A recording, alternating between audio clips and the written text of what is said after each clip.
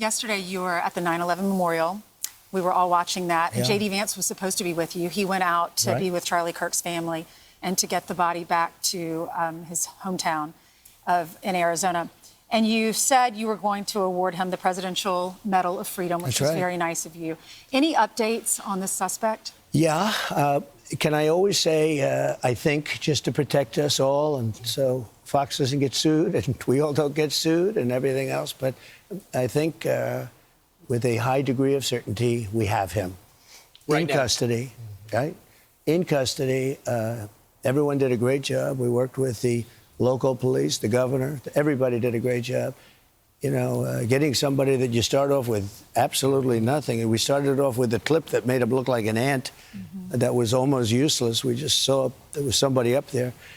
And so much work has been done over the last 2.5 days. You know, it's amazing, actually, when you start off with that and then all of a sudden you get lucky or talent or whatever it is. But, yeah, I think we're in great shape. Mr. President, and he's in custody. Your suspicion was that he was radical left. And now you have more information. What can you share with us about his ideology? Yeah, Lawrence, let me just, and by the way, Lawrence is doing a good job. What's going on here? Job, yeah. I'll tell you what, I'm very proud of you. Thank you, sir. I said you were going to do well. Yeah, I think that I don't want to go too far. I'd like to tell you some stories at how it happened, but essentially somebody that was very close to him turned him in. And that happens when you had some of those good shots. Somebody is going to say, whether it's a parent or whatever, I'd rather not say right now. They're going to announce it today, sometime later, probably talk about that. But somebody close to him turned him, you know, they said, whoa. It's interesting where we had very good pictures, but not great, not perfect. And when you look at it, what happened is somebody, and this happens a lot. It happened with the crazy Boston bomber. It happened with others. Somebody that's close recognizes even a little tilt of the head, which nobody else would do. And somebody that was very close to him said, that's him.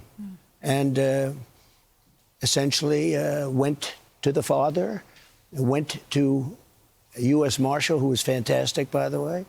And the person was involved with law enforcement, but was a person of faith, a minister. And brought him to a U.S. Marshal, who was fantastic. And shout out to everybody that's in the U.S. Marshals, the FBI, all of the people online, the people that turned them in, because the one thing that we couldn't have this guy doing is continuing to be outside one day longer. I think that they're going to give him the death penalty. I think that's going to be the end of his story, and he'll forever be remembered as the radical that killed Charlie Kirk, and that's not a good thing. Trump announcing it and being as visible as he is and being involved in the situation, in my opinion, is absolutely awesome, because we have a president that is engaged versus what we were experiencing the last 4 years prior to him, or prior to this particular, run of Trump, the second term of Trump. And I think hopefully the family, which Trump said that J.D. Vance was actually out with the family instead of him. And I just love what America has become. I don't love the events that has taken place. I don't like the fact that Charlie Kirk has now become a martyr. I didn't like the news when I first heard it a couple days ago.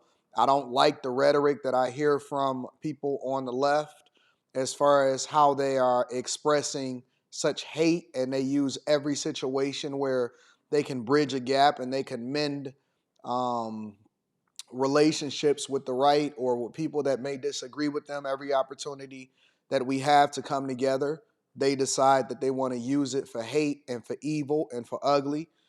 And, they think that this was a victory for them, as though they were the ones that committed the crime, and they, are celebrating it. But I think that this evil, nasty, ugly rhetoric that celebrates the worst of us or the worst of our personalities is one of the reasons why this situation happened in the first place.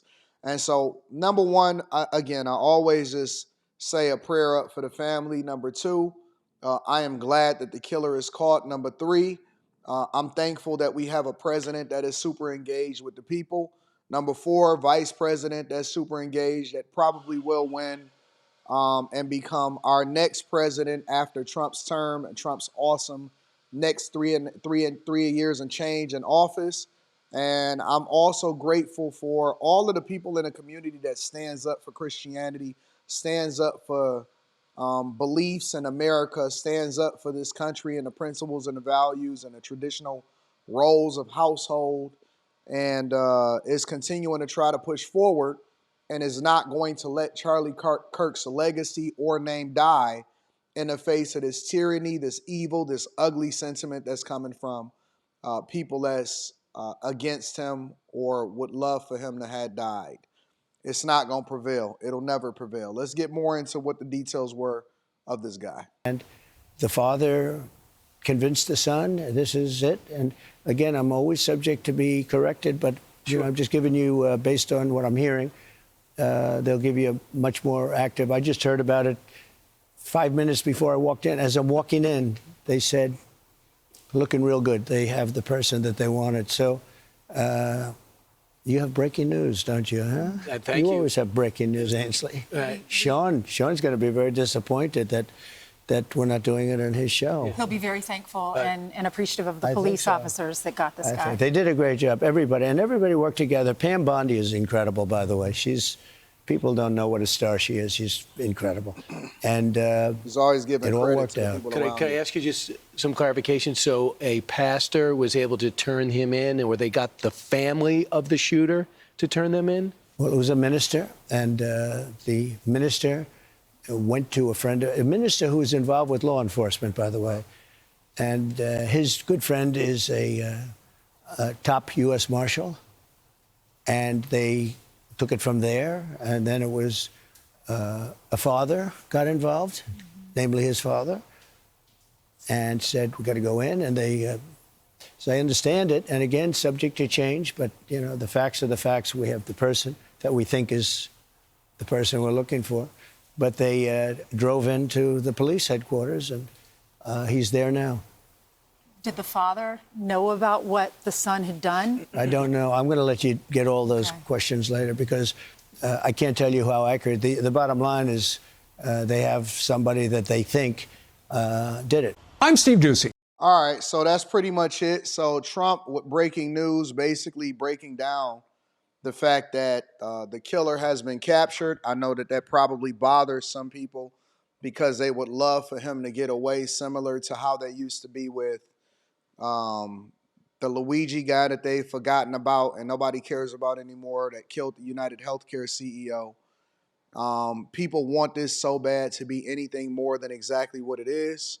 I believe that justice can't really be served in this situation, because the impact that Charlie Kirk had was much greater than we want to give it credit for. I think that some people would even say that Charlie Kirk, who was only 31 years old, could have at some point ran and became president of the United States of America. And so when you have people that disagree with you, and I also believe that there's an indoctrination that came along with him living in these indoctrination camps we call universities.